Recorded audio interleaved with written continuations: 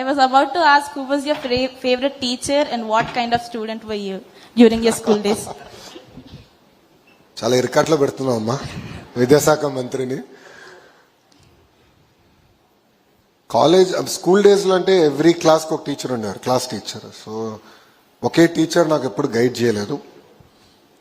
కానీ ఒక మాటలో చెప్పాలంటే నాకు ఇంజనీరింగ్కి వచ్చాగల నాకు మెంటరింగ్ మొత్తం ప్రొఫెసర్ రాజిరెడ్డి గారే నాకు చేస్తాం జరిగింది పిట్స్బర్గ్లో. స్టూడెంట్ పరంగా అంటా బాగా అల్లరి చేసేవాడిని. ఒక రౌడీ బ్యాచ్ మేము అందరం యాక్చువల్లీ బ్యాక్ బెంచర్, అంటే అప్పటికి బాగా పొడుగుండేవాడు కనుక బ్యాక్ బెంచర్ నన్ను ఎప్పుడు వెనకాల వేసేవారు. మేము అందరం ఒక అల్లరి బ్యాచ్, కానీ ఎప్పుడు ఒక లక్ష్మణ్ రేఖని ఎప్పుడు దాటిన వ్యక్తులు కాదు. సో ఎందుకంటే ఉపాధ్యాయులను గౌరవించాలి, ఇబ్బంది పెట్టకూడదు అనేది ఇంట్లో చెప్పేవారు. అండ్ పీటీఏ మీటింగ్ వస్తే రాత్రి ఎన్ని దెబ్బలు పడతాయని డౌట్ వచ్చేది. అంటే అమ్మ ఇంటికి వచ్చినా అది ఎంత గట్టి కొట్టేదా అని డౌట్ వచ్చేది.